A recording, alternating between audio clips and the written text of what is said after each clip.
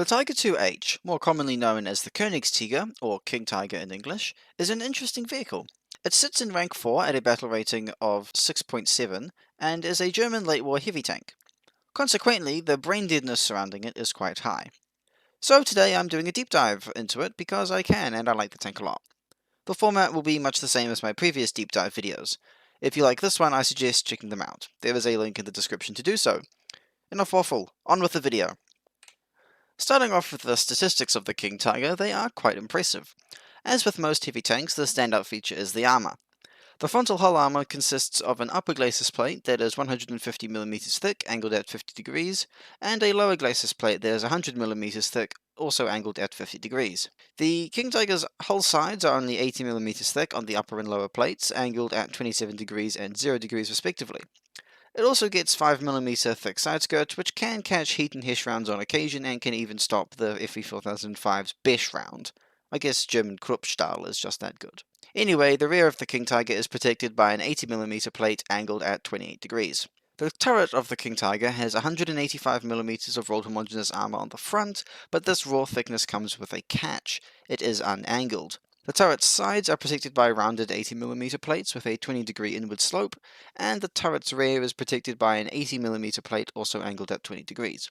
The reload is pretty okay, 9.75 seconds with a stock crew and 7.5 seconds with an aced crew.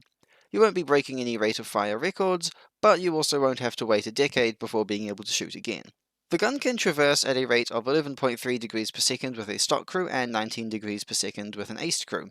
Speaking of crew, the King Tiger has 5 of them, 3 in the turret and 2 in the hull, which makes one-shotting the tank difficult due to the crew's spread-out nature. This does assume that your first stage ammo doesn't turn your turret into a satellite, but I'll come back to that later.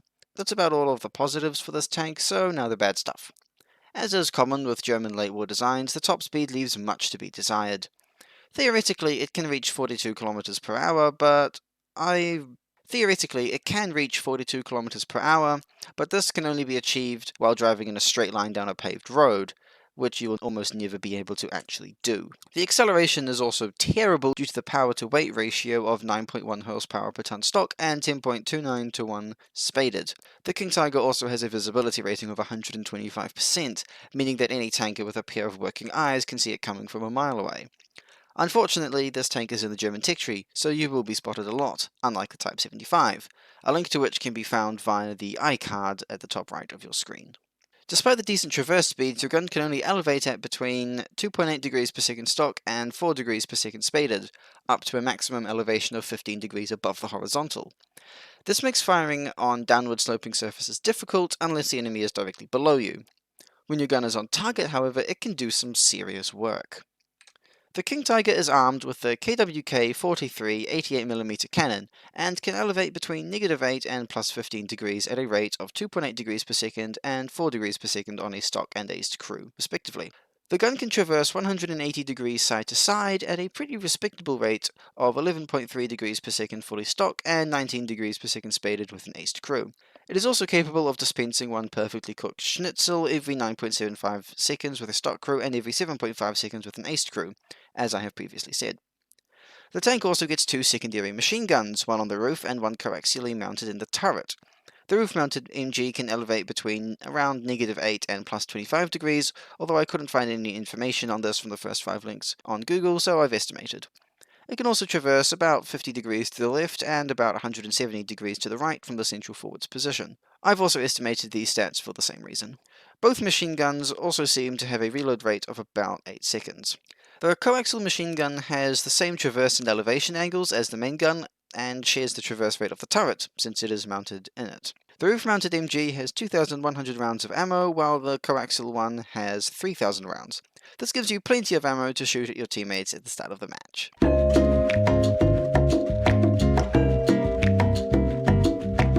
Unlike these machine guns, your primary cannon can only hold a maximum of 70 rounds of ammo, a list of which follows. The King Tiger gets access to 4 shells, 2 stock and 2 that have to be unlocked via modifications.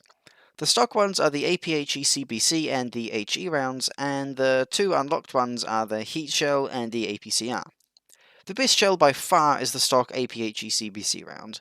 Not only does it have an exceptional muzzle velocity of 1000 meters per second, making sniping a trivial task, it also has almost 109 grams of TNT equivalent explosive filler. This means that your opponents will often get one-shotted by a successful penetration, which this shell also does very well. It can get through 168mm of rolled homogeneous armor angled at 30 degrees at 500 meters, and can penetrate a maximum thickness of 237mm of unangled rolled homogeneous armor at point-blank range. Although the APCR round can pin more armor at lower angles, it has abysmal post-pin damage, so don't use it unless you like shooting vehicles 4 times before they do the decent thing and blow up. The heat and HE rounds are useful for overpressuring light and open-top vehicles respectively, and whichever one you want to use for that purpose is up to personal preference, although I do prefer the HE round just because it has a higher muzzle velocity, which makes hitting targets at range much easier. And it also comes stock, so it doesn't cost any silver lines to fire, unlike the heat round. The heat round is useful if the tank you are killing has a bit more armor than what could be dealt with by the HE, but I also find that if said tank's armor is strong enough to survive an HE round, it is usually thick enough to trigger the fuse on the APHE round as well, which is more likely to be loaded in the first place, as you don't go around with your gun loaded with an HE round on the off chance you run into an M18, for obvious reasons. On the subject of survivability of vehicles against shells, let's talk about the King Tigers. So the meme in the top right corner sums it up perfectly. The King Tiger's survivability for the most part relies on not getting penetrated in the first place. The frontal hull armor is rather good at this, as it can stop most APHE rounds that the vehicle is able to face, although heat and saber do pose a significant threat. The turret's breach can also block some shrapnel generated from APHE shells exploding inside the turret, helping the 3 crew in there to survive. The 2 crew members at the front are also hard to kill if the turret is penetrated, down to the distance separating them from the turret, further making one-shotting this vehicle difficult. However, even if one-shotting the King Tiger is hard, it can still be very easily disabled. As mentioned previously, the turret armor is thick but flat. This means that any shell with over 185mm of pen can go right through it. This makes it easy to disable the King Tiger from the front, as a shot to the turret will likely kill the gunner, which leaves the tank vulnerable to flanking due to its poor mobility. It also renders it unable to return fire. The survivability also isn't helped by the first stage ammo rack being at the back of the turret. Pretty much every player knows that to kill a King Tiger you aim for the back of its turret. This almost guarantees an ammo rack explosion, one hitting the tank. Also, the additional ammo racks are in the hull pressed directly against the sides. This is why it is so important to not bring more than 23 rounds into battle. The moment that one of these racks gets a round in it, your survivability goes through the floor. Now you might be thinking, ooh, just angle your armor to make it more reliable. Well, sorry, but this is a tank for which that won't work. The 80mm of side armor makes effective angling all but impossible. Too little and you might as well not do it at all, too much and your side armor becomes a weak spot the size of Australia. And being able to tell the difference between these two states is very hard. Your armor is also pretty much negated when up-tiered to 7.7, as there are a lot of vehicles that can easily cut through it with Sabo and heat at that BR. The entire British and Swedish tech trees come to mind. This, combined with the first stage ammo racks the size of a bus, just chilling in the back of the turret, makes the King Tiger a driving bomb. A saber round hitting the front of the turret is likely to go right through and set off the ammo, sending the turret into space and sending you right back to the hangar, giving you enough time to complain on the forums about how Germany suffers and how the King Tiger should go down to 5.7. To ensure that you get the most out of this tank's survivability, the order that modifications are unlocked in is very, very important. Like most tanks, parts and FPE come first in that order. The King Tiger is a heavy tank, and not being able to repair damaged modules such as the gun barrel or breech is a problem when your weak spot is the entire turret face. I don't think I need to explain why getting shot in the turret might lead to damage of those two modules. After those are unlocked, pick up crew replenishment, so an additional conscript can be pulled from the factories in case Gunther, Fritz and Karl get knocked unconscious by an APHE round the size of a Toyota Corolla, then get adjustment of fire to make your already laser beam gun laser beam even harder. Finally, get tracks to make sure that you can turn the hull any direction other than the one you spawned facing. Everything else is up to personal preference, although I would focus on getting smoke grenades, then getting the mobility upgrades. However, all of these modifications come at a price. A high price, actually, which brings me on to the economy of the King Tiger. Unlike the global economy represented in the top right corner of the screen, the price of the King Tiger is constant. The vehicle costs 240,000 silver lions, or SL, to purchase, and 116,200 SL to spade. It also has a repair cost of 6,140 stock and 7,969 spaded, although this is easily made back with a couple of kills, especially if you have a premium account or booster active.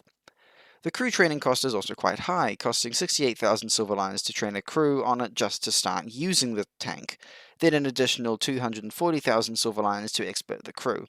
I think it would be funnier to increase the initial crew training cost by 1,000 silver lions, although that's just my opinion as someone who frequents the internet and Reddit.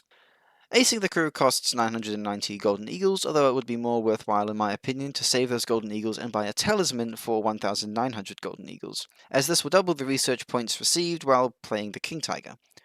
This is useful as the vehicle costs 82,000 research points, or RP, to research initially, and requires another 71,300, in conjunction with the 116,200 silver lions, to speed this thing. Not to mention the 640,000 RP required to grind out an aced crew for it. Frankly, this is ridiculous, but the economy of War Thunder is a topic for another video. In terms of earning ACL and RP, the King Tiger has a modifier of 190% and 184% respectively, meaning that you will get 190% of the base Silver Lions reward for battle actions and 184% of the base RP reward. This can be increased by 50% and 100% respectively by activating a premium account, which I would recommend if you want to grind the German tech tree further than the King Tiger, as the amount of RP and SL you will need to unlock vehicles increases exponentially from here on out. However, despite these huge numbers, there are a few quirks to the King Tiger that allow you to keep your SL balance high and repair costs low. Put simply, the King Tiger's gun has a lot of penetration. Often you will be left asking, how did I penetrate that when shooting at an enemy tank? It is important to note, however, that you don't have enough penetration to point and click against every vehicle you meet, and will still need to aim for weak spots, especially against other heavies. Luckily, this isn't too hard because the vehicle has a pseudo-stabilizer due to the sheer weight and slow acceleration of the vehicle, making hitting weak spots on the move easier. This pseudo-stabilizer mechanic is also shared by the mouse, a link to a deep dive on which you can find via the iCard in the top right of your screen. Despite the front of the turret being a large weak spot, some rounds do still get caught on the roof optics and gun mantlet ever since Gaijin did the funny and made volumetric shells a thing. I have had several large caliber APHE rounds non-pin my turret because they either got triggered by the optics or hit the mantlet and did nothing. Quick shout out to Mr. Final Boss Mouse for telling me the name of that thing. The cupola is also deceptively hard to penetrate due to the sharp angle that it is at relative to anyone shooting it, so don't aim there if you want to kill the King Tiger. Also, don't aim for the lower Glacis plate, as the transmission has a habit of soaking any rounds that manage to penetrate it, unless you take it up to 11.0 and get hit by a 3BM60. Nothing is stopping that. Another little quirk is the turret rotation speed being deceptively fast. I find that a lot of people don't expect a heavy tank to be able to rotate its turret at over 17 degrees per second, which the King Tiger can do. This can catch some opponents off guard, allowing you to fill the tank with shrapnel and make their crew also have a really bad time. Unsurprisingly, the King Tiger also has low reactive mobility, but it's not as bad as you might think. It can't turn the hull very fast, but can react well enough to getting shot due to the relatively fast turret rotation, assuming they don't hit the massive ammo rack in the back of the turret, that is. This leads me on well to the next topic of discussion, gameplay. As with pretty much every tank in War Thunder, positioning is key. The King Tiger certainly has strong armor, but it is unreliable, especially if your opponent knows where to shoot, which they often will, as any player who researches a 6.7 tank is told by everyone, outside of the German tech tree player base, to aim for the King Tiger's turret. This means that you can't rely on your armor alone to save you, and do actually have to turn your brain on to avoid kickstarting Germany's space program. Due to this, urban engagements against multiple opponents should be avoided, unless you have a teammate with you or are in a squad. 1v1 urban engagements are actually very favourable to the King Tiger due to the highly damaging gun, as well as the difficulty of hitting accurate snapshots against the turret. If your opponents make a mistake and you bait out a shot or whatever, just remember that although the King Tiger's gun is good, it can't lol pin everything it fights. You will still have to aim for weak spots on enemy tanks. I'm not going to delve into every possible engagement scenario for time's sake, but as a general rule of thumb, don't solo push unless you are confident in your abilities. To mitigate the turret launching problem, take at most 23 rounds of ammo into any given battle. This will completely fill the first stage ammo racks at the back of the turret and give you an extra round in the breach. This ensures that your additional side-mounted ammo racks are not filled, improving survivability when getting shot in the side. To avoid this, try to position yourself on the enemy's flanks. This makes aiming easier as the entire side of most tanks is one giant weak spot. Also, try wiggling your turret back and forth slightly if you know you are going to get shot. This increases the chance for an enemy to shoot at your mantlet or hit the turret face at a weird angle and non-pin. Just make sure that you don't over-wiggle as the sides of the turret curve forwards, thus normalizing against incoming shells. You can also improve your survivability further by adding some bushes to the front of your turret.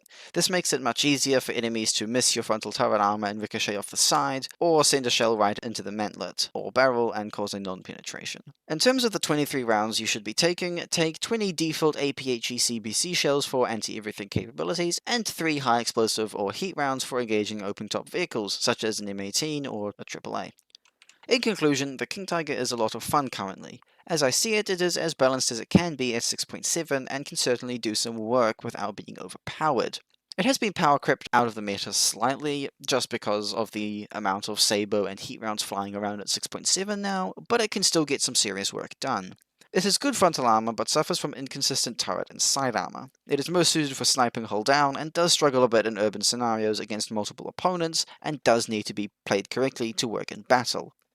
The high velocity and great penetration of the stock APHE CBC round makes the King Tiger an excellent vehicle for killing other things, but again needs to be played correctly to allow this to happen. Holding W and praying to the almighty snail is not playing it correctly, nor is complaining on the War Thunder forums about dying. Overall, it's not OP at 6.7, and most certainly does not need to be moved down. So, sources/channel update to close out the video. Firstly, I would just like to say, holy crap guys, thank you so much for the support that my deep dive of the mouse got. It was my first video to break 1,000 views, and then 2 days later break 2,000 views, which is absolutely insane for my channel size. I cannot thank you guys enough.